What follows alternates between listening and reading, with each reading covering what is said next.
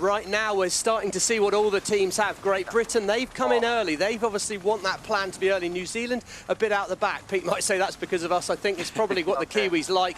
Gives them a chance to have a view, see where the rest of the fleet are lining up. So, yeah, what's everyone else's plan? How does that fit around our plan? And how do we make it work so we hit that line in 1 minute's time? And Lisa, can you go into the start box knowing exactly this is what we want to do, or are you reacting to what everyone else is doing? Well, generally you have a plan A. So, okay, we want to start at this end of the line and we want to hit it at speed. But if everybody is racking up early, so getting there early, you might pivot to plan B.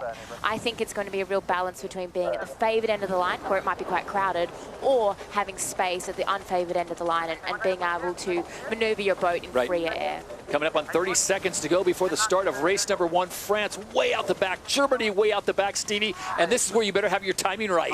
Yeah, we can see the favoured position on the right-hand side of our screen. That's where should be the fastest angle to Mark 1. But Great Britain, Canada, New Zealand, they're well positioned. Australia, they're looking for a little bit of luck to find a gap here. It's about timing. It's about hitting the line. When the line goes white, and for France, for Germany, they're already out the back. Penalty for Germany. They're going to need to be behind the fleet when this start line clears. But USA at the bottom of the line. Canada in the middle, and it's all about getting on the foils now as the line turns white. Tight at the top. I'm not sure there's room for Switzerland in there. That was punchy from the Swiss crew. And at the bottom of the line, it's Diego Botín on the Spanish boat. The Canadians coming across the top, and New Zealand are up and foiling fast. It's a sprint now, but Diego Botín on that Spanish boat is going to be in good shape to mark 1.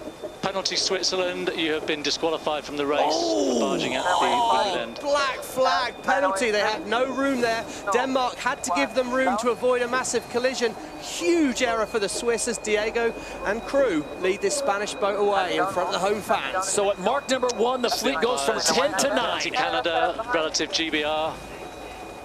That's an 11. And chief umpire Craig Mitchell's not done, so Switzerland gets the black flag. Sebastian Schneider pushing the issue way too much, and their race 1 is done.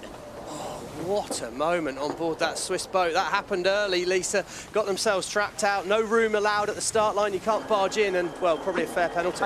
It is a fair penalty, and then the reason it is so harsh is because when you are at that end of the line and you push in there is nowhere to go. So it's quite aggressive, and they were really close to Denmark, and it's actually, it's quite dangerous, and that's why the penalty's harsh. And we've got the live speeds here. It might only be 15 km/h winds, but we've got Spain going 57 km/h, so plenty of wind to send there and round this one.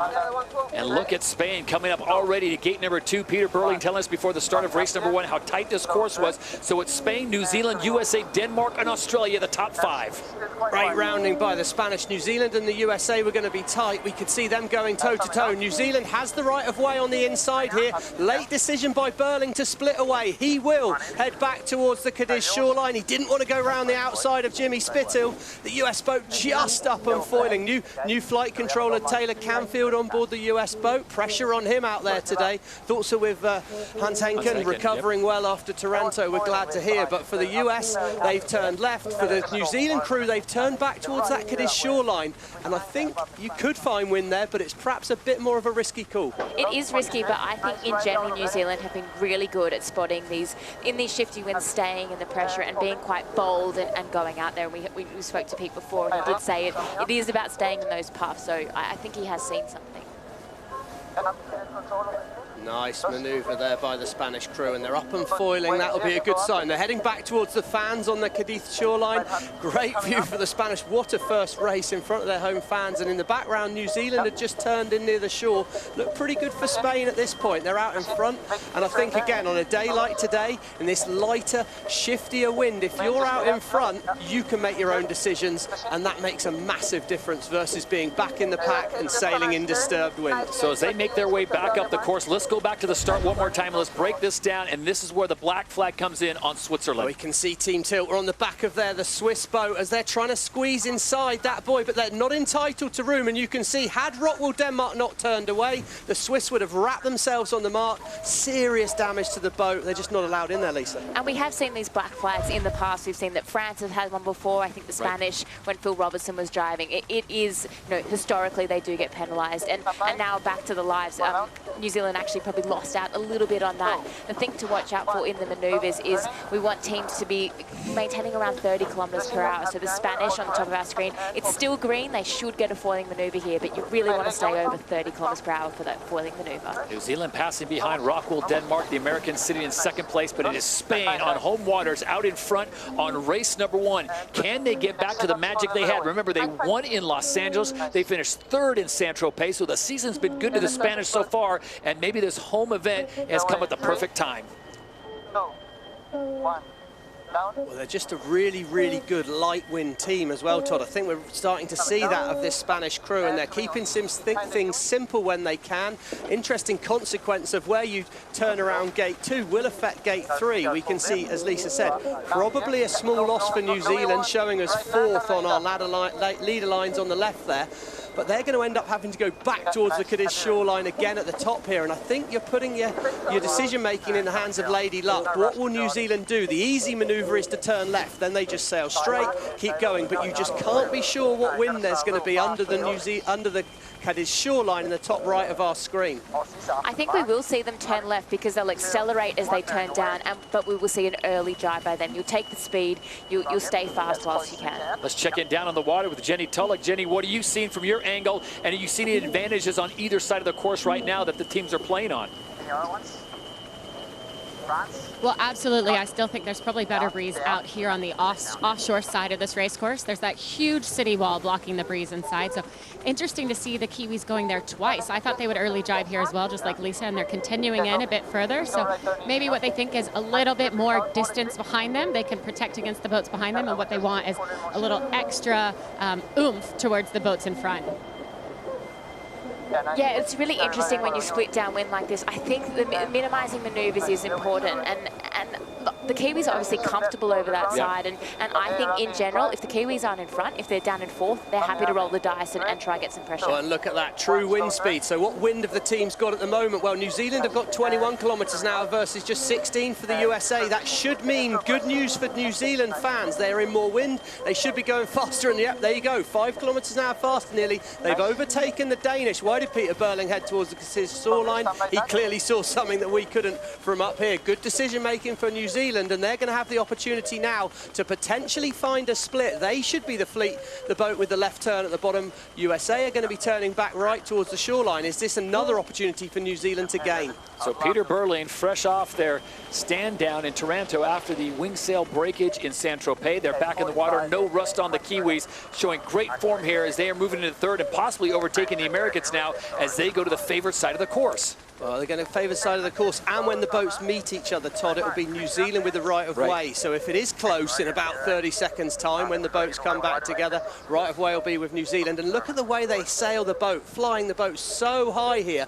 The boat tilted right on top of them, has the effect of making the boat a little bit wider, gives you a little bit more horsepower, and just so efficient, but they're right on the edge to sail like that, Lisa. They are right on the edge, but when they do sail like that, it does push them upwind quicker. So there's lots of nuances going on there, but they are sailing the boat really well in these light wind conditions, and they're always pushing. But to be honest, that was a pretty rough maneuver by them. So it is Spain out in front. This is like 5 of 6. They'll get to the top of the course, and then it'll be the quick turn down to the finish line. Can Spain pull off a victory on the opening shot here on race number 1? We're scheduled for 2 more races. USA in 2nd, Denmark in 3rd. New Zealand's dropped back to 4th.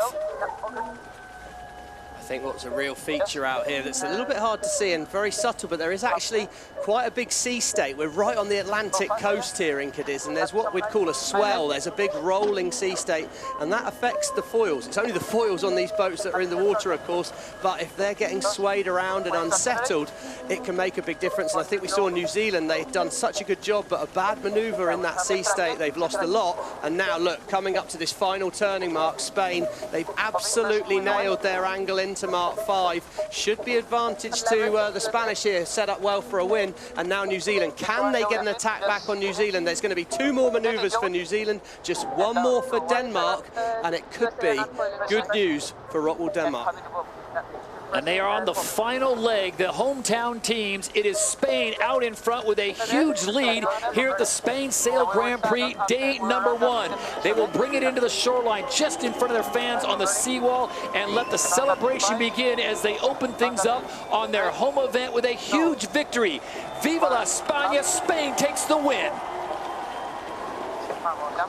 Vamos indeed, Diego. What a great start for the Spanish. And look at the fans on the shoreline there. And also, there you go, USA, Jimmy Spithill. He had a great, got to the final here last year. He's got form, and they'll be happy with the USA there. Good comeback. They're starting to find form season 4, and they need to. So the Americans come across in second place with Jimmy Spithill at the wheel. It looks like Denmark, the most consistent team yesterday on practice day, was they finished 3 races in second across the board, showing that form again today. They will take a 3rd place. That's a great way to start things off. And then the Kiwis a little bit up and down, Lisa. They look like they could threaten for a win. Drop back with that one poor maneuver on that last leg where they'll finish in 4th place. I think what we're seeing is one maneuver can make a huge difference. So the pressure is really on for perfection. And what we were talking about with the sea state, with the unstable breeze, it really is a recipe for disaster if you don't get it right, and you'll fall off the foils, and it basically means you're going to lose so much distance. 19-second lead and win by Diego Botín and the Spanish over second place in Jimmy Spithill, as the 3-time reigning and defending champion Australians come in 5th place. Tom Slimsy's not going to be happy with that, Stevie, but again, we're talking about points, and 5th place is better than 6th, which is better than 7th, so this might be their one bad race of the entire regatta. Yeah, I think historically these are conditions that the Australians, perhaps if there is a chink in their armour, it's maybe in these conditions. It's the only time you'd say they look perhaps vulnerable. But yeah, 5th is a counting result in this fleet. You can see at the moment, GBR, Canada and France, 7th, 8th, 9th. Well, they're some of our top form teams, and actually newcomers to the fleet. First time here in Cádiz, Germany. Eric Heil, great race. That was the voice of Stuart Biffle, the wing trimmer there, saying it is a great race. 6th place, they sailed the boat nicely, they sailed it smooth, and you know, that's a good result. I think a lot of this is all about how can I keep the points tight at the top here. Canada on the inside, they have right of way. France dive inside Great Britain. This is going to be huge. So tight here. Wow, Ainsley having to keep clear. Contant de la Pierre dive for the overlap, got inside. He did have right of way. He's kept clear, I think. Whoa, in the absolute blink of an eye, the situation changed so quickly, and now Canada and France. Who's first on the foils? Watch the top of the mast. Green on France, but again, a turn towards the win by Canada. Aggressive from Robertson, another match racing move. He takes one more punt towards the French. Nope. I think the French have stayed clear. This is the umpire's penalty, France, relative GBR. All that work for naught as France comes in 7th, but they now will be punted back behind Emirates, GBR, and Canada. So Canada will take 7th.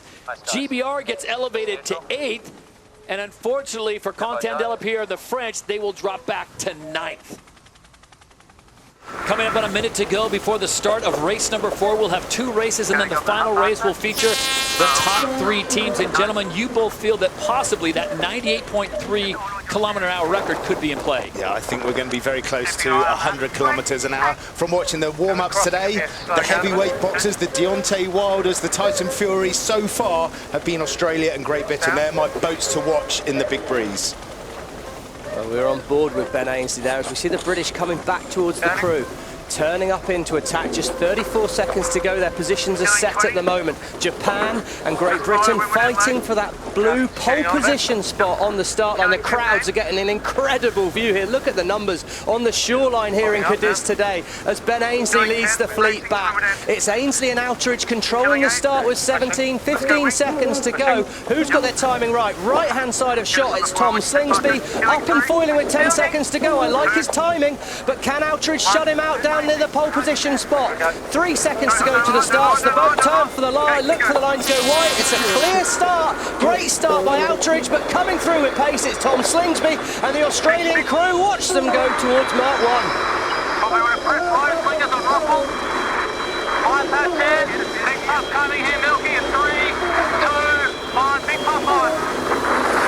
And a clean start across the board as they hit mark number 1. Look at the speeds, hitting close to 90. An accident there as Australia and Denmark come so close. close together. I cannot tell you how well Nikolai Sehested did there. That was incredible reactions. On board Australia, they flew too high, lost control of the boat. Sehested, unbelievable reactions on the Danish boat there. Australia still out of control, and it's Great Britain. Wow, look how high he's flying. Oh my life, what a jibe there. This is action-packed. Luke Parkinson, the Wild West Australian, flying that boat incredibly high. That's really interesting. Someone was saying E-stop, E-stop. That means the electrical boat has shut down. Somebody's hip has hit the E-stop button. You have to restart the boat while it's doing 90 kilometres an hour. It's a penalty for Great Britain, we can see on the scoreboard there. They need to lose 20 metres now. Look at these speeds. Safe roundup is the chat at the bottom. This is where, in the high speeds, this is a very high-risk area as they turn up. This is where Campbell James broke his leg in the practice in Aarhus. Let's listen to what the Japanese have got to say and how they're going to do it. It's the voice of Nathan Outridge controlling the speed.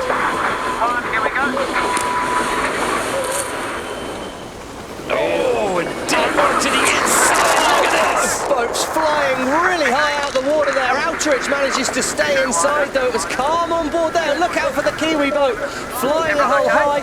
And here we can see in the background the Australians have done it, but it's Ben Ainsley splitting the course. He's struggling to make that right turn mark. Can he keep the boat under control? Jimmy Spittle struggling here. This really is a battle of attrition. Let's remember, to finish first, you must first finish, and that's not looking as easy as we'd expect. Hannah Mills working across the boat after that leeward mark rounding now. That's the voice of Ben Ainsley trying to calm the crew down. The upwind now's a chance to set the tempo, calm things down, and it's the normal light wind specialist, Nathan Outridge. He's been seen as a bit of a one-trick pony. Is he proving now in a bit of breeze that he's got more than just the light wind speed? So Japan has the lead right now. Denmark close behind as we take you on board Japan SailGP. Just crossing is going to be treacherous today. And it feels like we're riding on board of the Japanese here. They're out on the right-hand side of the course, and this is where the flatter water is versus the left-hand side of the course where the British, the Australians, and the Americans are coming from. So these three boats in picture now have made a little gain on this upwind, and that's all because of a flatter sea state. GBR, we can see they've not really made a gain from sailing out to the other side of the course at the moment. It's Outridge with nice control. Peter Burling and the New Zealand crew working well up the middle of the course here. And Peter Burling had a terrible start. He was on the third row when there wasn't a second row, and he's absolutely sending it upwind there. He's doing 53 kilometres an hour versus 49 on the Japanese. They have found a nice mode on board that boat, and they've got good upwind speed. That's the voice of Ian Jensen, the wing trimmer. The wind is a bit lighter under the city, and we see the speed here, 53 kilometres an hour. It's the brains trust on these boats are still racing very, very tactically at the moment. This is very interesting. Japan, Denmark and New Zealand are all locked in together in a little gaggle of three, and the Brits chose to split and go to the other gate, and they are sailing loose and fast and free, and they will re-engage with these three boats as they get to the top of this windward leg. This is the fastest, Freddie, we've seen the Kiwi boat. They've gone from third round at the bottom of the course, and they look fast. Looks like a potential lead change, doing very well. Tack coming up on the boundary. When they enter that white shaded area, New Zealand will have the right of way. We see Japan setting up to tack at the same time. Simo tacks, who does it best?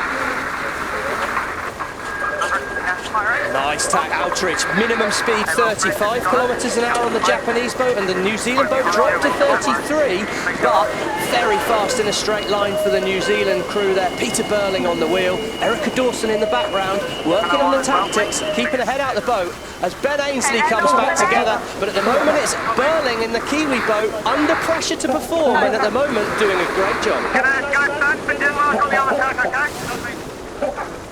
Frantic communications on board as they make their way down next to gate, coming up in less than 200 meters. And you can see there, Todd, that the Kiwis are sailing parallel to that yellow line. That suggests they are making it the bear away when they turn away from the wind at the top of the wing. This is a big, big danger moment for the crews, and a lot of pressure on the wing trimmer.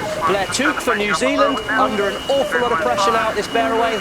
Can he keep the boat under control? But what a job by Burling and his crew up this leg. So New Zealand makes the turn first at gate number 3, very clean.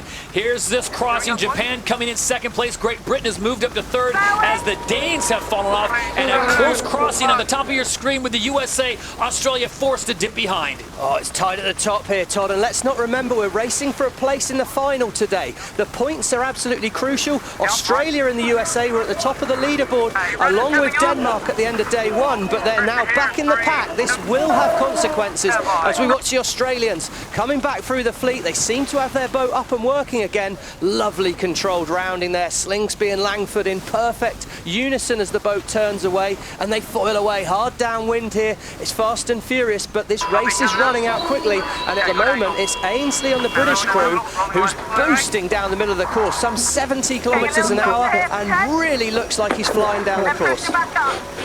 That's the voice of Hannah Mills talking about the wind that's coming. She's quite right, pressure is up. We're on board with the British here, and just tucked out the way is flight controller Luke Parkinson, and I can tell you that he is flying the boat over 1 metre out of the water. Whenever you're going over 1 metre out of the water, man, you're going fast, but you are right on the edge from spinning out at any given moment. They are pushing really hard on board. Great to hear that. Look at that, Peter Burling, left-hand side of screen on board the New Zealand boat, sailed a great downwind leg. Those yellow marks on the course symbolising where the rock is. Here we are on board New Zealand. There we go. Looks like they're making it down to the gate with no more manoeuvres. This turn up will be full on. How can they control the speed? Those yellow marks there, they indicate where there's a rock underwater. Not unusual to have a roundabout in the middle of the race course. You've got it all here over the rocks, eh? Don't come off the foil when you're over the rocks. At gate 4, it's the Kiwis out in front and starting to increase their lead, and it is a rough ride. There you see Peter Burling with another kilometre to go as they go upwind off to gate number 5, and then the reach to the finish line. And once again at gate 4, finding a different course. It's Ben Ainsley and Hannah Mills. They're trying to split the course, but where's he come from? Tom Slingsby was off screen there. He's up to third. That's the voice of Hannah Mills, calling the breeze onto the boat there, using that 6th sailor position really well. It's Outeridge has had a big problem on the Japanese side. Oh, he's near the rocks. Let's hope that's not as bad as it could be as Tom Slingsby turns upwind. Jimmy Spithill spins the boat upwind, and these US and Australian crews are back in the race here.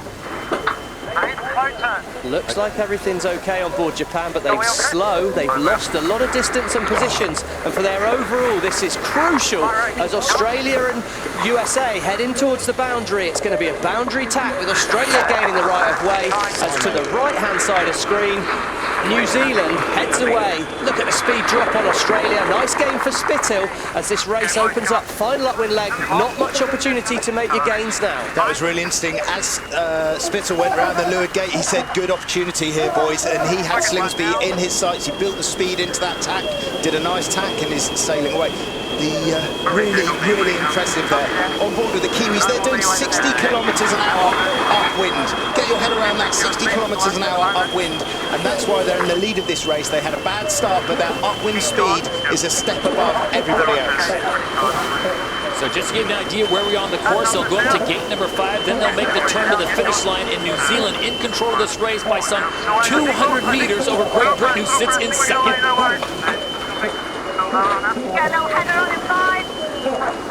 Just they're talking about the wind, a little header, that means the wind's going to turn you away from where you want to go. Not what they want to be hearing at this point on the race course. Sometimes that can be advantageous, but at the moment they want to be able to continue straight. They don't want to be getting turned away from the mark. Burling here, yet to win a race at the wheel in SailGP. This is a big 500 metres left here for Peter Burling and his New Zealand crew. Can they win the race? They weren't on our list of heavy weather favourites, but Peter Burling, Olympic gold medalist, 2-time silver medalist in the 49er class, renowned as a real boat handling, hard to sail boat, and Burling has been the master of it over the last decade. So this is a prime opportunity for the Kiwis to score some points here. Let's recap what they did yesterday. In race 1, they got a 5th. In race 2, they got a 6th.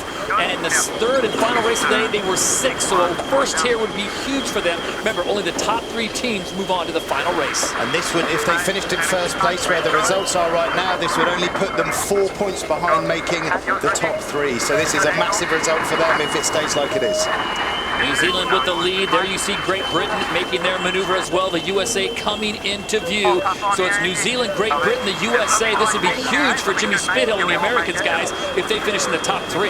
The other thing that's interesting with Japan in 6th place, they would be on 16 points, and that would be 6 points away from making the final. This is not what the Japanese want.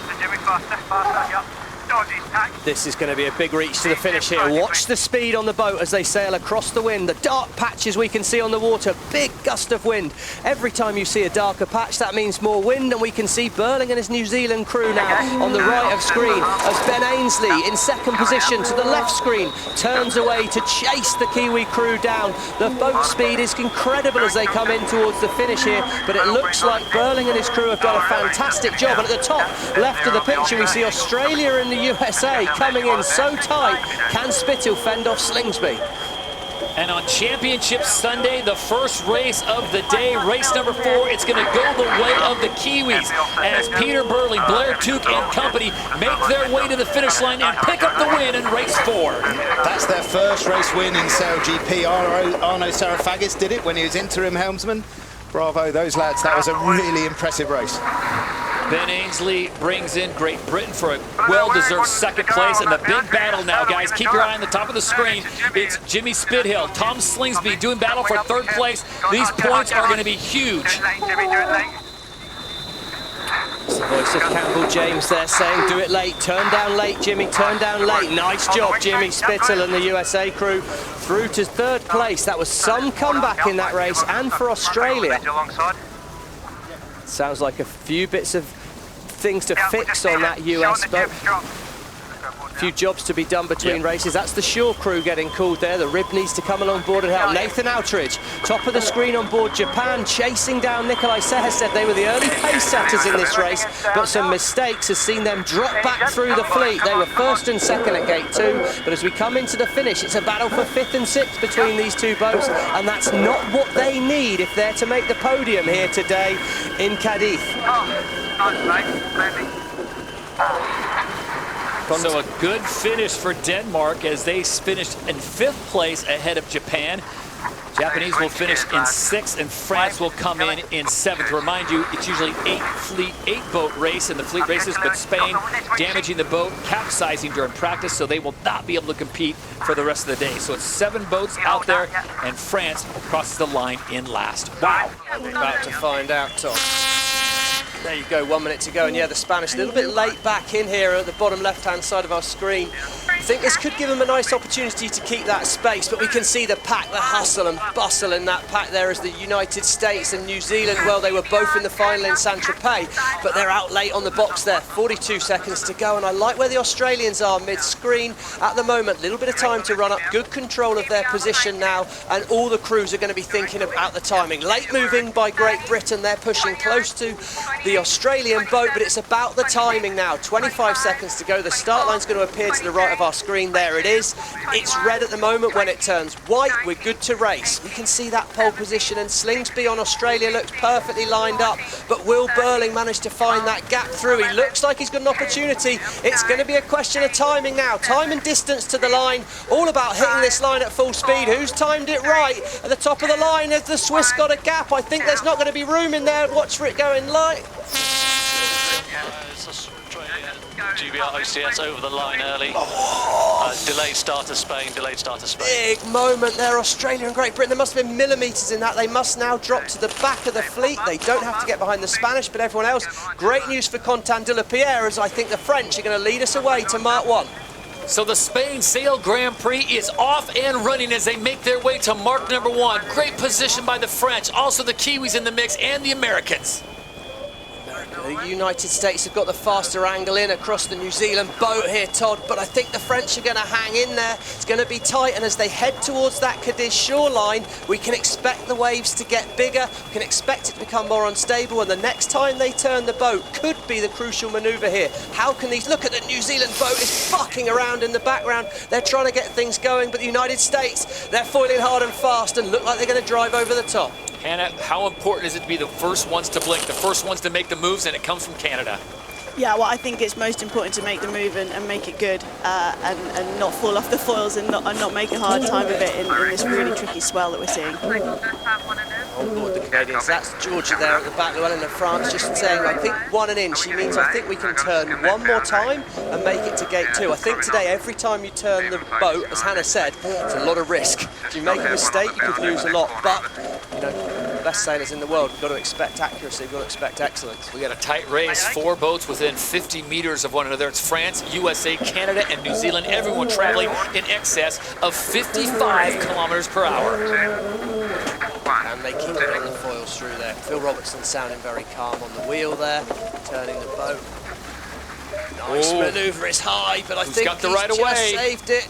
Canada's got the right of way here. They must keep out the way on New Zealand. And we can see the USA, Jimmy Spittle, he's pushing over the top of Quentin de la Pierre's French boat, but it's going to be very, very tight. It's going to come down to this next turn. Here we go. They set up on the French boat. Let's watch them do it. Oh, top of the screen, Canada, they've come off the foils, they jumped out the water, look at the speed fall off there. The New Zealand boat struggling in that turn as well, and the French, well, they've done a nice job there, de la Pierre. USA turn, can they keep it in the air? Just Jimmy Spittle, beautiful turn by the Americans there. Excellent job, Hans Henken on the flight control, flying the boat so well, and the Canadians are still dead in the water as the French look well set for gate number 2. So as they approach gate number 2 here on leg 2 of 6, it is France, USA, New Zealand, your top 3. Canada was sitting in 2nd place. They have dropped back to 9th. Mistakes count on. Meters. Little mistakes make such a big difference. France, they choose to turn right towards the Cadiz shoreline. We're going to learn a lot in this first race, Hannah, aren't we, as to which side of the course is favoured. And I don't know how much the Prix will know until they're actually in the race now. Where is the favoured side to go? Yeah, definitely. I mean, that's a huge part of the strategist's role, is keeping an eye on which side of the course is paying as you make your way around race 1, and then implementing that for the next legs in the future. Well, it's going to be interesting for us watching. We can see New Zealand, they turn left, they're coming towards the camera and going, Great Britain off the foils. Luke Parkinson, he loves flying the boat high, but he got a bit too high. He's hit the brakes at the roundabout just in front of the Australians, and Slingsby's had to park the boat to avoid him. It's a lot of drama. Penalty USA relative. France didn't give room in the boundary. Penalty clear. Just had to let the French get back past, take a 20-metre gain back there for Jimmy Spittle. It's right on the boundary. Watch here with Great Britain, he flies it. Oh my Lord, trying to do a turn right round that gate mark, and they just got really loose, really out of control. Well, I think they'll be okay, but that shows how hard it is out here. Back at the front, right of way, New Zealand. Jimmy Spittle, he must turn behind. Spain, Jordi Jamar, well, they've only just fixed the boat, and they're flying right back into this race on the Spanish boat. So we've got 4 right now within 100 meters of one another. France, New Zealand, USA, Spain, the top 4. Switzerland's moved up to 5th place, and in the back, surprisingly, Canada, Denmark, and Great Britain. See in the bottom left there, the race fly times. We used to see 100% in the last few events. We can see 95%, 98%. It's not easy to stay on the foils, but the French are being rewarded. 98% flight time. That's why they're in the lead at the moment. They're managing to do a good job in these tricky conditions as they set up to turn one more time on the boundary. Olivier Edlon on the grinding pedestal there, having to work so hard to keep that big wing sail moving. And Hannah, do you think this is a situation of not if, but when you drop off the foils, how quickly you can recover for everyone? Yeah, definitely. You know, these types of conditions, it's all about minimizing mistakes, but if you do make a mistake, how quickly can you recover from that, get back up to speed, and get back into the race?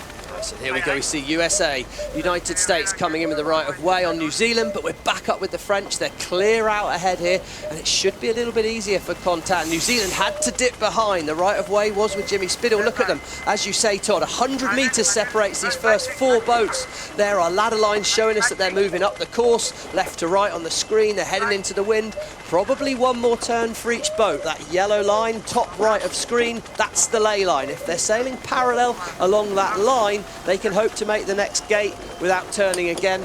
And at the moment, Spain, they're right back in it. Jimmy Spittle's pushing it, he's flying high. Oh, that's going to go to the umpires. Expect to hear from Craig Mitchell on that one. This is the umpires. A penalty USA, relative Spain. Port tack boat not keeping clear. Oh, he was pushing his luck though, Todd. He's now going to drop behind the Spanish. That's going to be a costly one for Jimmy Spittle. This will hurt. Here we go, gate 3, and it's going to be the French, clear ahead of New Zealand. So at gate number 3, the near gate, it is France that rounds first as they make their way down the course. The Kiwis have been consistent. They move into second place by way of the Americans, having to give them that penalty position. They will have to drop back, as Stevie pointed out, behind Spain, and the Americans have really lost their momentum. Look at this. They're going to go from 4th to 5th. Should be clearing that penalty now. He's just pointing out to Craig, we've got behind him there. Nice of Jimmy to help the umpires as we go along. But what a performance by this Spanish boat. At the moment, they were nowhere. They were at the back off the start, late in with that repair. Up to 3rd here. It's tight now. Correction, the Americans have dropped back to 4th, so just that one position. Come here now. Tight for Australia. He's got to be clear ahead of Canada. Canada had the right of way, but I think he judged that well. And that's Tash Bryant trying to point out all the traffic. It's so busy. Just having your eyes out the boat and seeing what's going on, Hannah's pretty tough job. Top of screen, New Zealand, they're off the foils. Look, they're crashing down this downwind leg as they move down the course. It's proving so hard.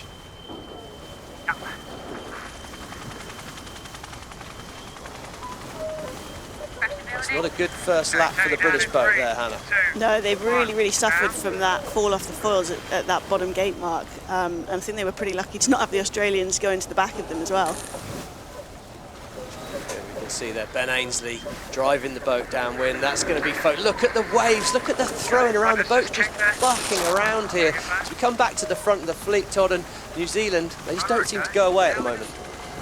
Quentin Delapierre and France out in front. Remember, it's a year ago, this event where Quentin Delapierre came on board and took over for Billy Basson, and he's done a great job, and today looking very good. The Kiwis now have taken the lead, so it's New Zealand, France, and Spain, the USA sitting in 4th. Look at that average speed, Todd. The Kiwis are faster constantly here. When they next turn, the New Zealand boat will have the right of way. The New Zealand boat constantly about 1 kilometre an hour faster on this downwind. Delapierre's going to have to watch out. On the inside, it's New Zealand. He has the right of way, but Delapierre's going to be faster as they round up here. Down at gate number 4, it's going to be very slow on the New Zealand boat. Opportunity for the French to go around the outside and make it really hard. Not the cleanest rounding New Zealand must keep look clear, at this. Todd. New Zealand have got to keep clear. He's going to force him to turn before he wants to. Aggressive from Delapierre. Nice move. Some good aggressive racing there, and a big move from Delapierre to force Burling away towards the Cadiz shoreline. And now it comes down. Spain, look how high they fly as they turn up, and Jimmy Spinell threads the needle. Opportunity knocks and he takes it. Conversation and pulse quickens for Spain as they give that position back to the U.S. They go into 3rd place. The Kiwis still out in front, but France making big gains here. It is New Zealand, France, USA, and problems for Australia as they put that nose down into the water. It's just so hard for the crews out here in these conditions. It's a drag race now. New Zealand, they show us being in the lead at the moment, but they've got to turn the boat when they get close to that boundary, and when they do, they're going to mean the right of way is with France. This move could be crucial. Watch for how they can execute it. It's this leg and then a left-hand turn to the finish line, and race 1 will be complete, and this is going to be key right here.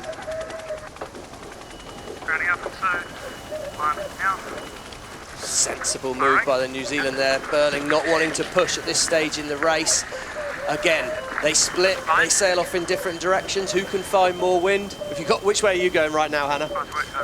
I think you're just trying to keep the boat in the air. I'm not sure it matters too much which way you go, and whoever's doing the best job of that, I think will come out on top. Maneuver from Quentin Delapierre in France. Oh, it wasn't a good one, Todd. They flew a bit too high. Look at the speed scrub off. Good save there. Burling, I want to give a little bit. He wants to make sure he's definitely lined up for the next gate, because when he converges with France the next time, he will have the right of way. Let's check in with Lisa down on the water. Okay, to us. 20 seconds. Well, it's a game of speed versus out here. As you can see, the F-50s are riding quite low towards the water because they're just trying to keep their foils in the water and their boat in the air. So it's a real challenge out here for the sailors, and very impressive by the French and the Kiwis because they're just making less mistakes. Well, Lisa, we talked about the speed that we saw the first day in France, Stevie, and it was a different kind of racing. It was high speed, but it was relatively smooth. But this is all-out cardio workout. Yeah, the terrain out there is just so unstable, but look now, France must give way. New Zealand have the advantage, and this could be the defining moment of the race in terms of the victory. New Zealand boat take the lead. They're parallel to this yellow ley line. That means they should make this final turning mark with no more manoeuvres. Wow. It's a pretty good sense of timing. How's your timing, Pete Burling? Pretty good in this race. Leg 5 or 6. It's just the glory run to the finish for the New Zealand boat now. So Burling and the Kiwis through the gate first. Again, it's that left-hand turn. There you see the finish line there. France right behind them in case they make a mistake. But right now, it is not looking that way. Pete Burling and New Zealand SailGP are going to go to get the win. Race number 1 here in Spain goes the way of the Kiwis as they will bring it across the line. And what a way to start out the event.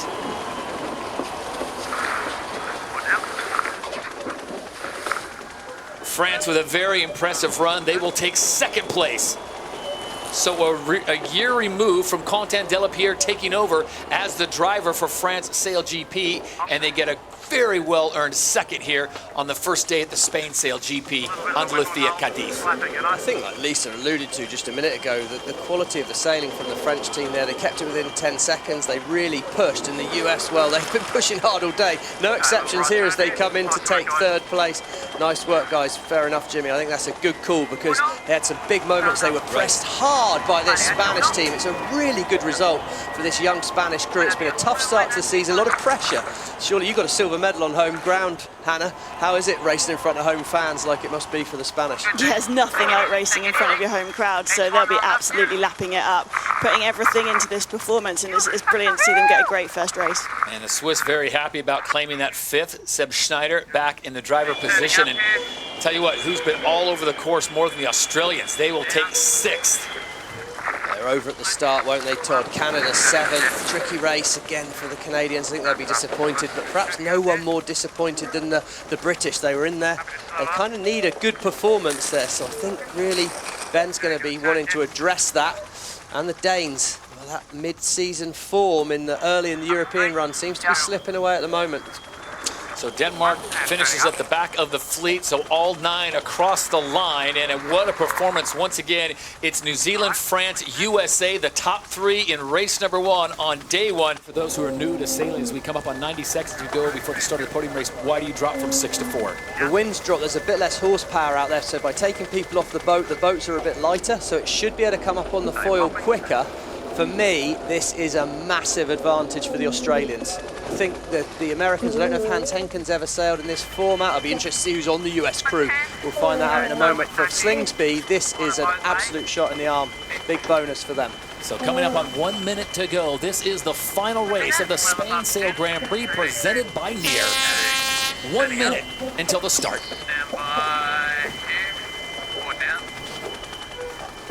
Tom Slingsby there, he's out the back, the French have turned. It's going to be about the timing on this start. If Tom Slingsby leads off this start, well, we know how good he is in this position. Spithill on board the US boat turns aggressively in front of the Australians, and the French have got space at the moment, but they're really slow. 15 kilometres an hour. Green on the top of the Australian and the US mast. They're going fast enough to foil, and can the French boat make it happen? It's going to be a question of timing here. Right-hand side of the screen, there's the red start line. It's going to turn white when we're clear to go, and it's that pole position. The French boat looks well lined up for pole position, but foiling out the back, it's Slingsby. They're going to look on a timed run in from here, but as the boats turn down, I like the position of the French. If they can get fast enough to foil, how's your timing on board the boats here? The French look good. It goes green. Let's watch for the line to turn white. Clear start, great start by Delapierre, but look at the speed on the Australian. Slingsby, can he slingshot through the middle? And they are 3 wide as they make their way to mark number 1 here in the podium race. Great start by the French there, and I think if they can turn away here, how important is this first manoeuvre after Mark 1, Hannah? Yeah, this is so important. This is a massive part of the race. A fantastic start by the French team there, getting their timing spot on, up on the foils, hitting that line at max speed. But this first manoeuvre is absolutely everything. I think they'll all probably try and hang on close to the boundary to try and minimise manoeuvres, but yeah, then the pressure's on. talk to me a lot about angle. I want to keep my air clear on these guys. Yeah. Tom Slingsby's worried about the American boat stealing their wind. If they steal their wind, he's going to have to turn away, because if that happens, it's just going to slow up. So for the moment, look at the ladder line. It's a 50-metre lead, if not more, for Andalucía on the French. But that boundary's looming large, and when they go to do this turn on the boundary with just 4 on the boat, pressure, pressure, pressure. Can they stay foiling? The Australians have done a bad one. Oh, it's going to be a big loss. They splashed down. Yeah, big loss coming up for them here, Todd. But can the other team stick the turn? Tom Slingsby, it's going to be a long race. All behind us. Huge lift. Really long if he's not happy. Not happy. And look, the 2 boats in front have stayed on the foils. This is a massive moment. Brilliant manoeuvre. So you have the winners of the last event in Saint-Tropez, USA SailGP, and France looking for their first overall SailGP regatta victory. Does it come today in Spain, or the Americans spoil that, and Australia's got to come to terms? They're now 200 meters back. USA looks fast. Jimmy Spittle going to be on the inside at gate 2 here. It's going to be advantage USA at the bottom. Excuse you for the industrial language there as they come in. A slight tense moment for Jimmy Spittle. Look, he's put the bow in the water, sticks it down. Can he stay foiling? He's going to hold the inside here as they enter the yellow circle. That gives him the right of way. Delapierre's going to have to follow. Oh, the French fall down off the foils as well. They're just fast enough at the moment, though. Look at the American boat there, he flies too high. Oh no, massive moment. France spins around behind, turns away. They put the boat down. It's all going to be about the re-acceleration now. Tom Slingsby said it's going to be a long race. Oh my Lord, the pressure's on these crews. So tight quarters at gate number 2 between the USA and France. They both have a moment. Now it's time to clear that water and get back up and sailing. He turns up into the wind. As you turn the wind up here, the boat just starts to get too much lift on that main foil, and it just stalled. It was going too slowly to stay in the air. It jumped up, and what goes up must come down. Jimmy Spittle there struggling on the steering wheel at the back, and well, still early enough in the race for that not to be totally decisive. Stevie, does that happen if they have 6 crew members on board? Oh, that's a good question. Mistakes happen with any number of crew members on the boat. That was purely a mistake, Todd. I think there's a lot more pressure on the drivers, as Hannah said. They're now flying the boat. We can see 2 of the athletes there, Manon and that's Mathieu Van Dam, are on the pumps. They're on the handles, controlling the big wing sail. Helping Kevin Pepinay pull it in. But yeah, right hand is Contan steering, isn't it? Yeah, we've got a big moment coming up as well when the French boat have to manoeuvre and turn back the other way. The American boat will have right of way, and this is a big moment coming up in the race.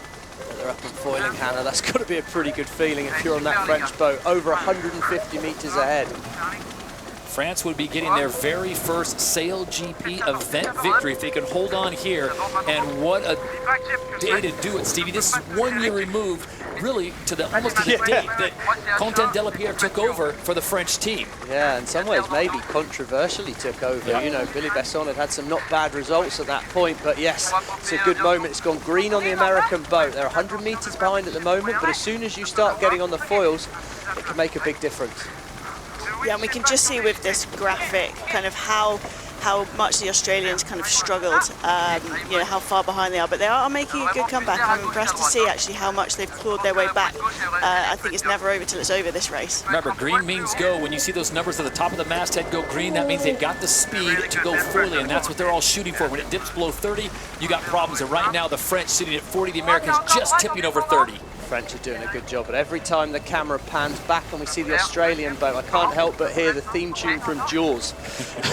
And they're just coming. They don't go away, the Australians. We know that. They're going to be looming in the background, but if the French can keep sailing as well as this, they're going to take some catching. At the halfway point of the podium race between France, the USA, and Australia, it is a tight one. The French trying to hold on to this lead and get their first victory as we check in down on the water, and Lisa Darmanin. Well, Todd, the wind's actually picked up a bit, which is ironic now that they've got 4 people on board, but it's still super patchy, which is why we're seeing them sometimes foil and sometimes not. They're really going to converge as they head towards gate number 4, and I think this left turn that the French are about to do is definitely the favoured side, so I would expect the Americans to follow. on that, as the French will be the first ones to turn down the course. The Americans are up and foiling again, if so barely, and again they go high, Stevie, and come down. You talk about riding a Bronco.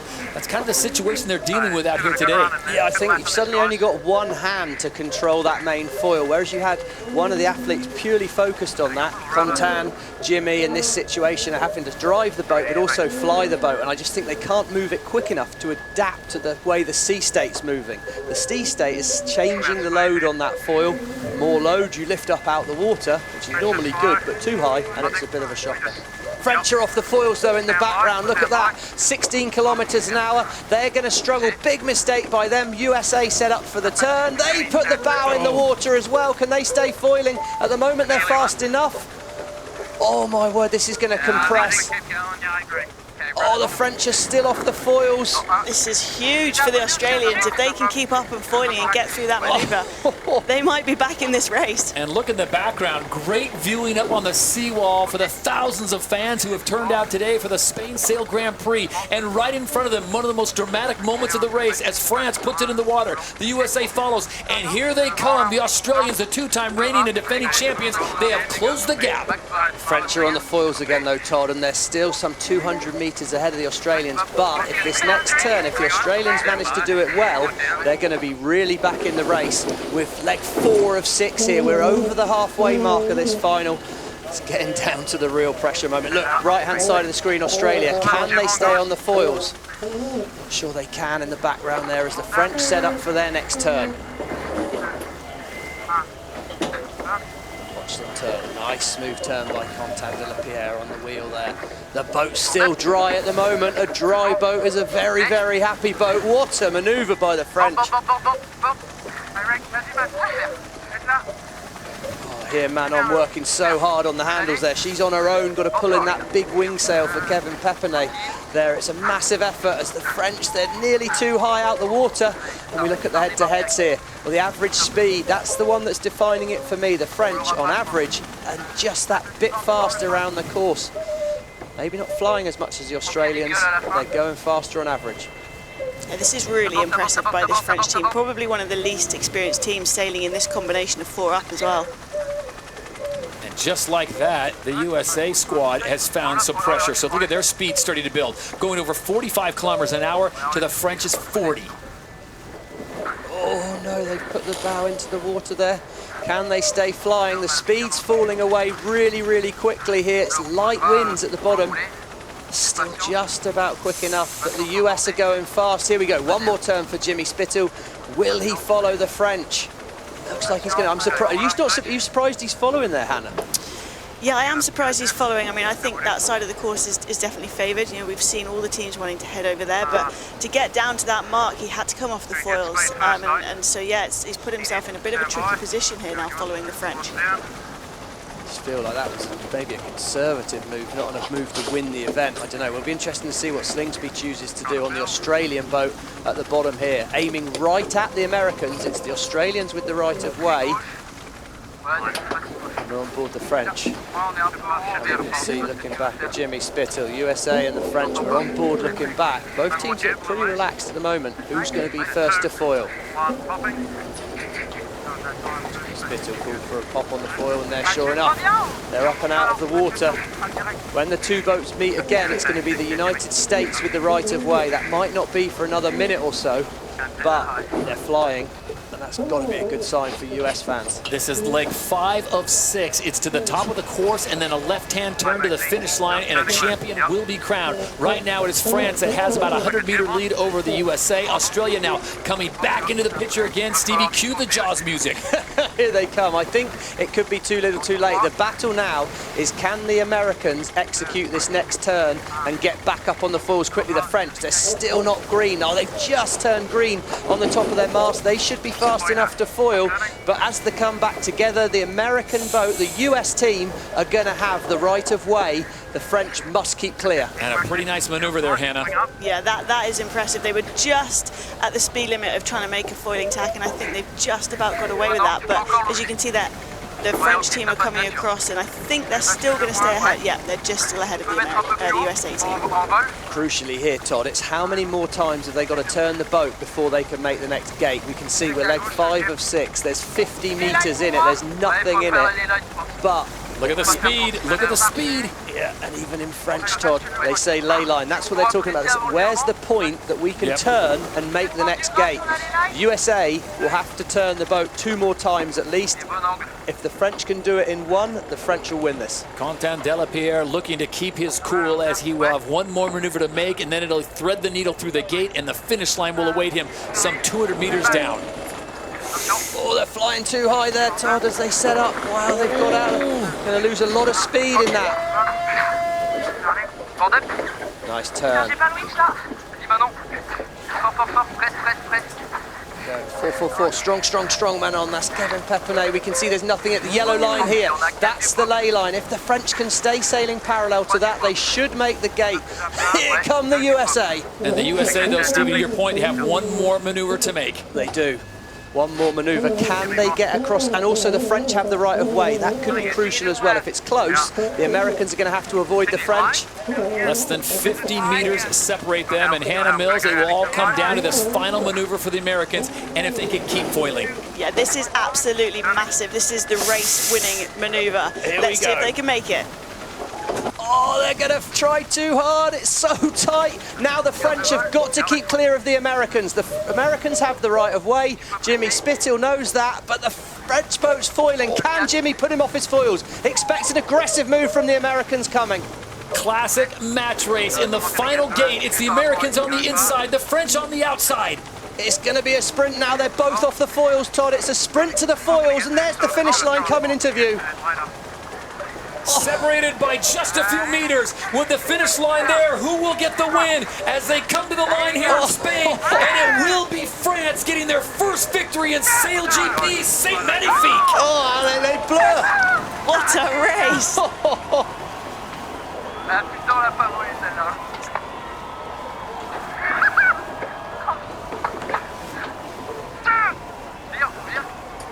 What a performance as the crew was reduced from 6 to 4, and Quentin Delapierre just holding off the pit bull. Jimmy Spithill closing in, giving a wave and a classy move as France gets their first victory. Team USA will settle for 2nd, and here come the 2-time defending and reigning champions and series leaders Australia taking 3rd. Wow. We got the British team 2 points back. Denmark and New Zealand need to win this race and hope that maybe Britain messes up a little bit. The Japanese have got to make up 6 points in a 7-boat fleet, so they have got a lot on. That's right. This is very much my favourite race of the weekend, as Freddie Carr has got another spreadsheet that he's built in the remaining weeks between events here. And at 40 seconds to go, we see the boats jostling for position. Absolutely crucial positioning here. 35 seconds to go, and again, Outeridge controlling the bottom. He's closest to camera, looking for that pole position towards the pin end. Once again out the back, Tom Slingsby on board Australia. We've seen he's the best starter this season, but I think at the moment, can he find a gap? It's Outeridge with control of proceedings at the moment, but he's got Ben Ainsley attacking him with 15 seconds to go. He's going to have to build speed here now. Ainsley, again, building speed. 10 seconds to go here as they turn towards the line. Looks like he's timed it well on board the British boat in pole position. 3, 2, 1. The line's going to go wide. What a start from Ainsley at the bottom of the line. Outeridge had control, but it's Australia. Jimmy Spithill on board the American boat, and Tom Slingsby on the Australian boat out the back as Ainsley blasts towards Mark 1. Well, he's in 3rd at the moment. He needs a good finish here. No, this is the umpire's penalty USA relative Australia. So the Americans hit with an early penalty on the first leg as they make the turn on mark number 1. Great Britain with a great start. France sits in 2nd, Japan in 3rd. Really nice bear away by the British crew there. And that penalty was their proper shenanigans off the start line with the Australians and the Americans. The Americans were windward boat, the Australians loved them, and Craig Mitchell deemed them not to keep clear. Anyway, back to the front of the race. That's the voice of Hannah Mills. They're trying to call the wind. She's watching for the wind on the water. See how well she can do. We've got the French in the background. It's tight as we're working down the wind. Let's watch them jibe. First to jibe is Outeridge on board Japan, and race 4 winner Peter Burling. But Quentin de la Pierre, what a job in second place in Big Breeze. Nice jibe, bottom speed of 49 kilometers an hour for the French. He's going to be in good shape as we approach gate 2. But it's Burling who split away early along with Outeridge. How much speed can they build down here? Can they make it to gate 2 with no more manoeuvres? Don't worry about being conservative here, Barco. What a difference a day makes. Yesterday we were worried about the time limit of 15 minutes. Race is terminated. Not a problem here today. High pressure moment here. This is a crash zone. Massive pressure on the wing trimmers. Let's listen in. Great Britain makes the turn first. Japan on the inside, cuts underneath France. Here comes New Zealand, but they split the course again. Absolutely. What I loved there was Ian Jensen. Parko, don't worry about being conservative here. That's great. That's your wing trimmer taking charge on the British boat, and they were fast at the bottom. Here's Tom Slingsby. The voice of Tom Slingsby trying to steer around the boat. Look at the water over the boat. How do you steer with that much water into your face? But they've done a nice job. New Zealand, the big losers at the bottom of that leg there. They've really dropped back, not quite making it to the gate, and had to do an extra manoeuvre as we see Tom Slingsby. That's the voice of Nina Curtis talking about target speeds. Watch them tack here. And this is the lead. Great Britain out in front by 50 meters over Japan. They're the first ones to execute a maneuver here. Japan sits in second. Will they follow suit as Ben Ainsley still capitalizing off a great start?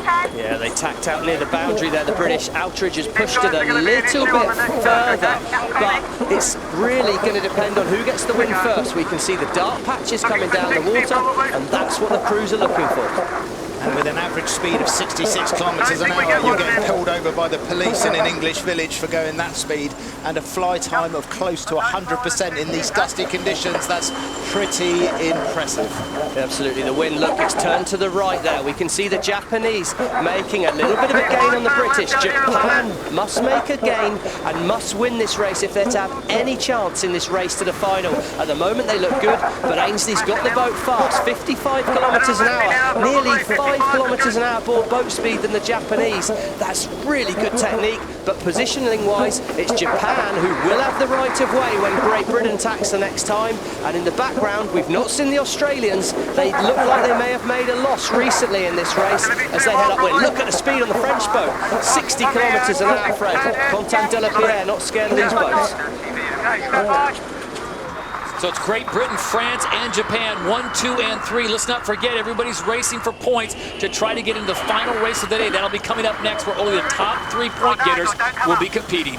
Here we go. Ben Ainsley, big manoeuvre here to get behind the right-of-way Japanese boat. Can they control it? What a job. And just quietly, have a look at Quentin de la Pierre on the French boat. What a tack he did on the boundary there. I don't know what he's up to, playing with his mobile phone, perhaps sending a selfie. But he's done a fantastic job out of that tack. And look at him approaching the gain line here. We could see a lead change. Certainly wasn't your best tack there. There he goes, Hannah Mills there trying to calm things down, and that's Ian Jensen asking Hannah Mills to watch the French boat. When the French start to tack, they will have the right of way, but Quentin de la Pierre, look at the boat speed. Yeah, the boat speed, this is a very different look on the French boat. They're normally high and slow on the upwind. This French kid is low and fast and sending it. Let's see if his manoeuvres have improved and he can keep the British behind him. Well, he's up on the foil. Oh, a bit of a splash down there, but they got the boat back on the foil. They will be in this. Outeridge, top of screen, doesn't have the right of way, but it looks like he's found a good wind shift. He has to win this race and hope Jimmy Spittle drops back to 7th to have any hope, and Quentin de la Pierre moving up through the fleet, but he's probably going to split the top here with Outeridge first at gate number 3. So Outeridge and Japan make the turn as they head back downwind. There you see Great Britain holding on to that 2nd position, and it's France up at the top in 3rd position right now.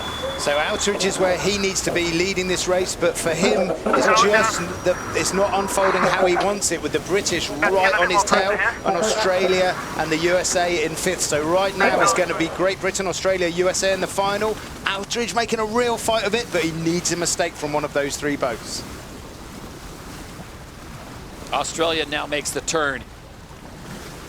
Mistakes never too far away in this breeze. Look at the speed they're going there. The crew's running across here. Final lap. This is the last downwind they're going to do here, and they're chasing down Nathan Outridge there. Look, is he lined up for gate 4? Maybe one more jibe to do for the Japanese crew, but if they find a big gust of wind like they have at the moment, they're aiming straight at gate 4. No more manoeuvres will be great news for them, as we see right-hand side of screen.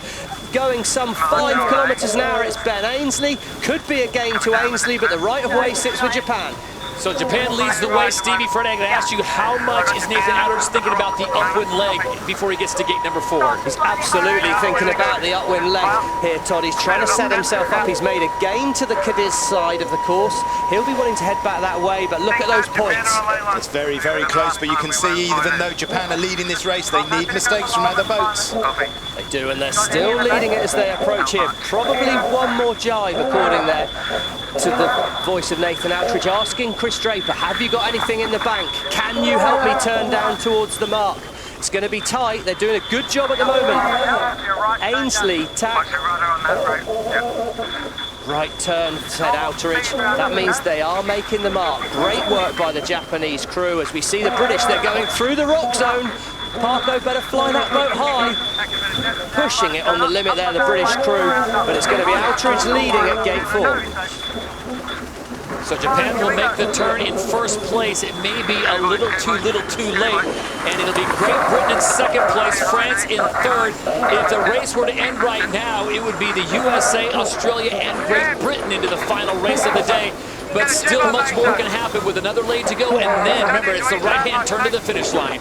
That's right, and Australia, they're the first boat to be able to turn left. They're in 4th place. That's enough for them to get to the final, but they need to start finding their straps.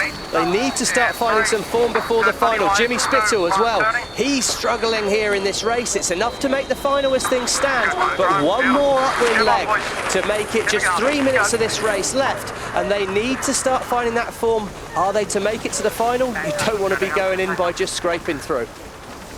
This is kind of what New Zealand did in race 5 in Saint-Tropez. They had a cracking first day and the wheels fell off in race 5. It's what we're seeing again here. Here is the current leader on course. Race number 5, it's Japan out in front. But right now, if the race were to end this way, Japan would miss out on the top 3 by more than 4 points, 28 to 24. They were hoping the USA would have bigger problems. New Zealand and Denmark really bailing the Americans out, finishing behind them. It's a bit of a trial of strength here. Look at the speeds on the top of the mast. The Japanese boat now up to speed, pushing over the top. That's the voice of Hannah Mills. She said, I think we're clear ahead of the boat on the boundary. That's talking about Australia, who split and went out to the right-hand side. So Australia, by splitting away from Japan and Great Britain and France, have obviously made a bit of gain coming back with starboard rights, as we've just had explained to us. There you go. We've got a nice work by the Australians here, but it's Outridge really focused in on Ben Ainsley and the British crew there. He's going to try and do this with just 2 more tacks. Tom Slingsby, can he find more wind on the far side of the course? What will play out in these last few hundred meters as they approach the final gate? Well, in the last leg, the big losers on that one has got to be France. And Quentin Delapierre, the brand new skipper on board France SailGP, they were battling for first place. Now they're in 4th. Good tack by Great Britain, setting up on board Japan. They're going to follow them. The British crew, they're up and flying.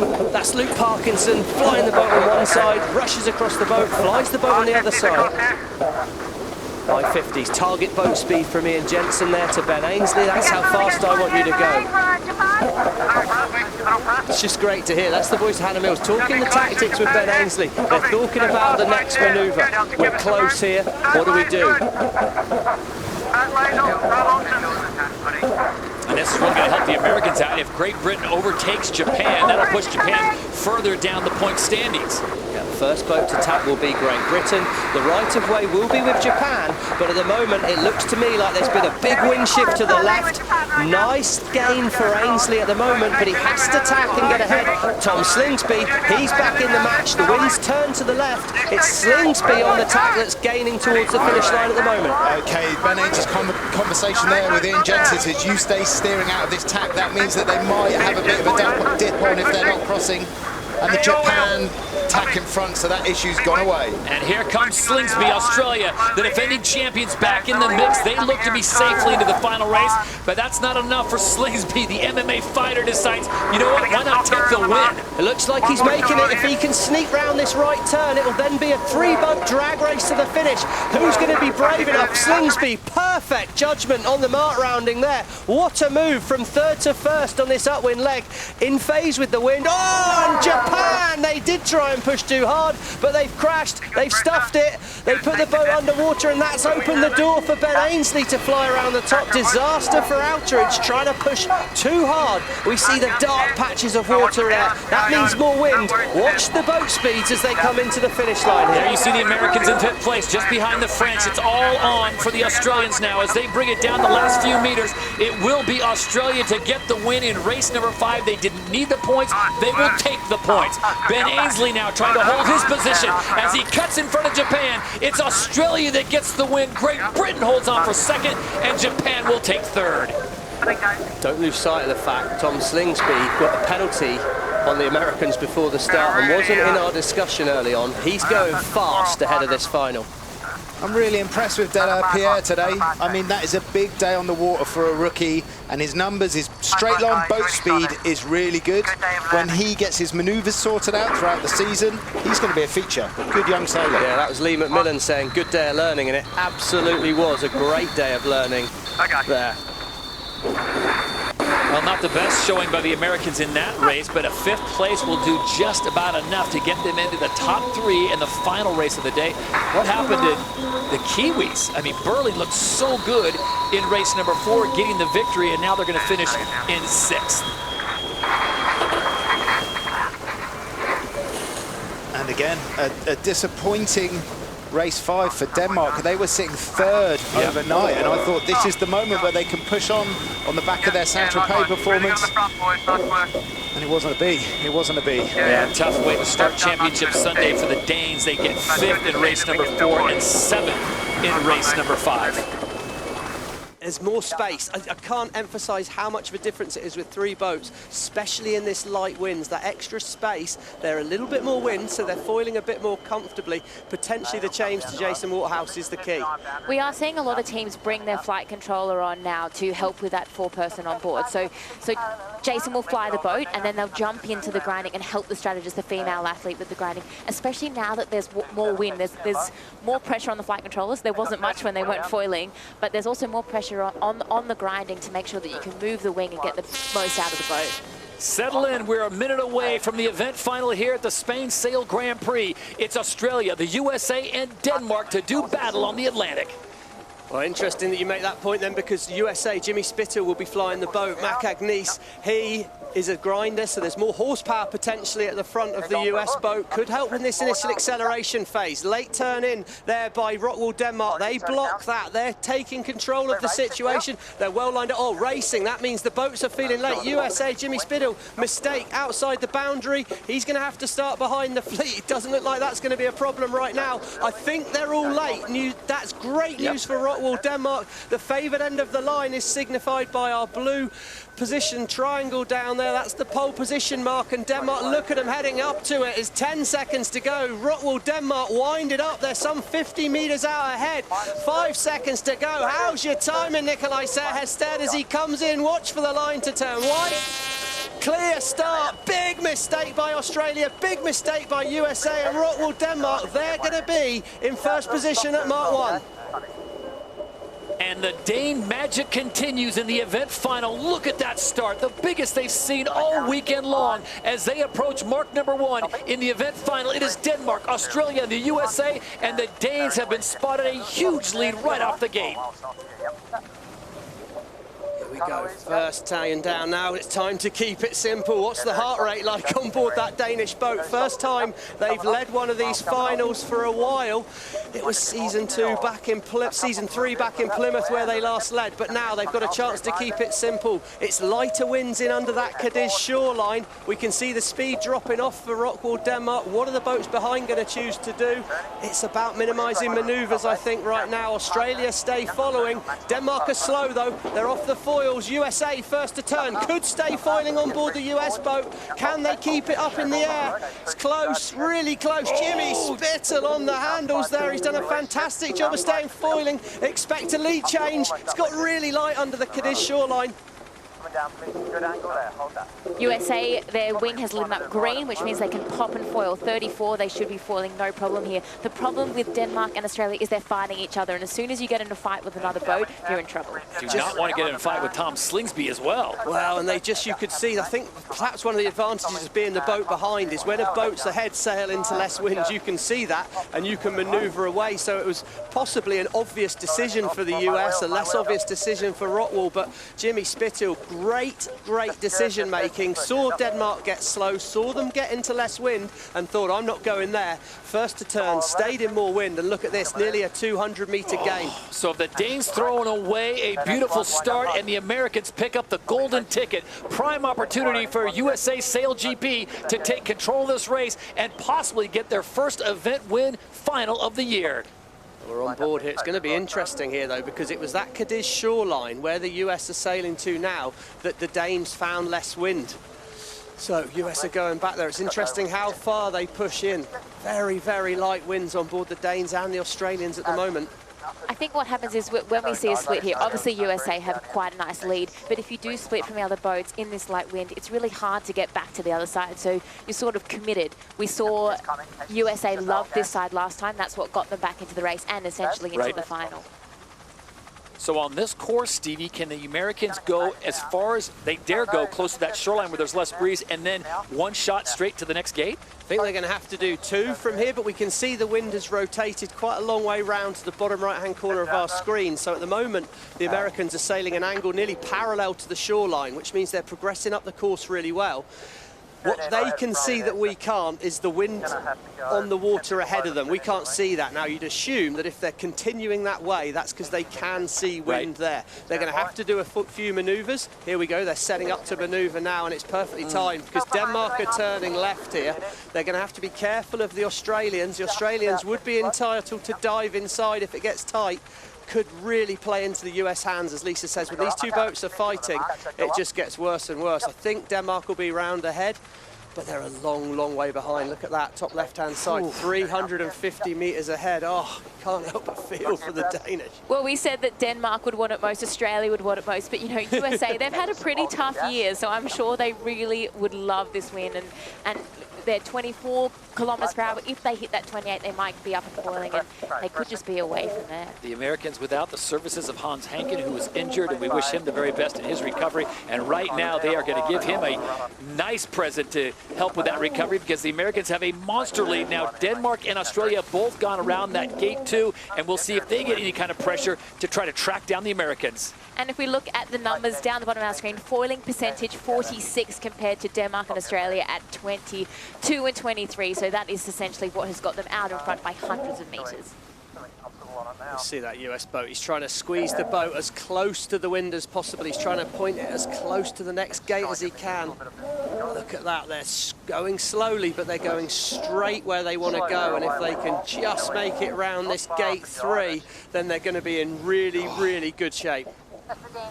Such a tight margin here, Stevie, as they go to gate number 3. Jimmy is going to try to get as close as he can to that buoy on the right-hand side, and then he will turn and go downwind, and he should get some more pressure. Lisa, have they learned their lesson from not going close to the shore now? Will they stay farther offshore, and will they be able to foil? I think they'll stay further offshore, and what they will do is, because they have such a good lead, as soon as the next boat makes it to the mark, they'll calculate where they are on the course and whether they need to cover, essentially. But what I think we'll see here is we'll see one jibe and straight to the gate, and minimising manoeuvres in these conditions is absolutely key. Well, how much money are we giving to Philippe Presti back on shore? Paul Campbell-James said, what are the Danish up to? And it seems like that computer up in the Oracle Cloud, they did have the numbers, because it's a huge huge improvement by this US boat. As we can see, heading upwind, Australia are foiling. They're up and going, but it could be a bit too little too late in terms of the race for the final. But points matter for the season, and the Australians will want to be ahead of Denmark, that's for sure. Oh, this has got to be painful, as the Australians and the Danes are still heading upwind, the Americans foiling, going downwind as their lead continues to grow with the speed that they're carrying, Stevie. This is a thing of beauty if you're a fan of Team USA. They needed a small break. They started the race off with a penalty at the back of the field, and then as the Australians and the Danes got together and did battle, the Americans shot past. They did, and here we go. Australia just parked the boat straight in front of Denmark. Can the Danes stay clear? They're going to be sailing in turbulent wind from the Australian wing, but they're up and foiling, which gives them a few more options. They're nearly 700 metres behind the lead, but the battle for second will be real. Tom Slingsby does not like to lose any battles, and he now is not on the foil, but Denmark must keep clear. They've got to be careful here. The Australians can turn them up towards the wind as much as they want. Expect an aggressive move from Tom Slingsby. Turns it up hard. Look out here. Rockwell, Denmark. There's going to be a potential incident. That was so tight. Slingsby, that was aggressive. Really, really aggressive. Trying to just push the Danes up into the air. And look at this, the Americans at gate 4, they are already heading back upwind. Not a lapping situation, but Jimmy Spithill now can take chances out on the course leads. He's going to go closer to the shore, possibly seeing some pressure out there. I think we have seen the day change quite a lot. As we said, the wind has rotated around. It's more pressure than we saw, more wind than the previous race, and it seems to suit the USA team. As the Americans continue to sail away, let's go down on the water. Jenny Tulloch, you've got the best seat in the house. I know you saw this coming. I don't think anyone saw this coming with Team USA out in the back with the penalty off the start, but maybe Ben Ainsley saw it yesterday when he said he had horrible starts and he almost wished instead of being in the pack, he was just out the back where he could be clear and make his own decisions, and that's ultimately what happened for Jimmy Spithill and Paul Campbell-James, just being able to jibe at that first mark and run away with it. But fun to see that little match race scenario just then with Rockwell, Denmark's SailGP team, and Australia trying to be aggressive, but Nikolai, you know, he's also world match racing champion, so he could just pick enough distance to stay high enough to foil over the top of them to avoid Tommy and not get the penalty. And you know, it's hard to stay ahead at the moment, but it looks like they're still staying ahead. They're still foiling, at least on this downwind. And you talk about lonely, out in the middle of the Atlantic, almost all by themselves is Team USA. The Americans going to mark number 5. They'll make that turn on that gate, and there's the finish line just up against the wall, and it'll be celebrations for the Stars and Stripes as Jimmy Spithill and company, 4-person crew, Stevie, they get it done. They took the chance with Jimmy Spithill driving and flying the boat. They're doing a great job. They've made the choice, tactical chase. They can see the power going in on the handles there. Eric Reinecke and Mac Agnese really putting down the horsepower. That means you can trim the wing a lot more. You can get the maximum out of the boat. And look, they're pretty happy on board there. They were so close in Taranto, Todd, but right now it's looking pretty good. They are the new fearsome foursome of the Atlantic Ocean. It's Jimmy Spithill and the USA SailGP team. They come to Spain and they claim the victory. Bosh! Perfect. What a landing in front of the fans, and what a race they put together there. From a penalty in the start box to victory by a massive distance. Look at this. That's how far back second and third is, with Denmark just getting around that gate, and the Americans are going to have plenty of time to celebrate before the other members of the final come across the line. Lisa, that was a dominant performance just when you thought it was all Rockwell, the darlings of Cádiz, and they get tangled up with Australia, and it's game on. Well, in the end, you only need to win one race, and the USA team did that. If we take you back to Cádiz last year, they just missed out. It was a photo finish with France, so a little bit of a revenge there, and, you know, fantastic to see. I think it's also these 3-boat finals. You've got to stay out of trouble, and when you get hooked in these battles, it just lets the other boat sail away. But it's exciting for us to watch different battles throughout the fleet, I think, and overall season points, we know every point counts. We saw the final last year. You know, 1 point decides who's in that top 3. So they will fight all the way to the end here, Australia and Denmark. Turning on board the Australian boat there, Nina Curtis on the grinder. She's got to run across and get ready to pull that big wing back in. Denmark straight in front, aggressive slam dunk maneuver there from the Danish Rockwell team, but it's too little too late. Second place is better than third, so they'll try and make the most of that. But after such a perfect start, heartbreak for them. Clinical from the USA, though. They saw the other boat sailing into less wind. They reacted quickly. They reacted correctly, and that's what it's all about. Teacup, we say in England, thinking correctly under pressure, and that is exactly what Jimmy Spittle did. So they are fighting for positions on the podium, and it looks like Denmark will have the speed as they are up and fooling now, as the green on top of that mast shows they are up and fooling. And Australia, as much as Tom Slimby wanted to get the victory, he will not get it. It'll be another third for them. So on the season, they go second, third, second, second, third. Have yet to taste the champagne out on the boat in the celebration as Rockwell comes through, and they will finish in second place, still in hunt of their first victory. Remember, they finished second in Los Angeles, so a second in Los Angeles and a second in Spain for the Danes. A great showing, consistent sailing across the board, but they finished behind the Americans.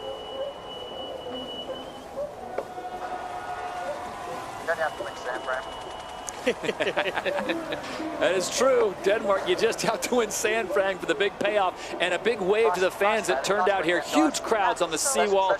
Australia will have to look now to Dubai in the Middle East as we say goodbye to Europe. But the Aussies still out in front in the overall Season 4 standings. They are consistent, Lisa, and they do finish in third.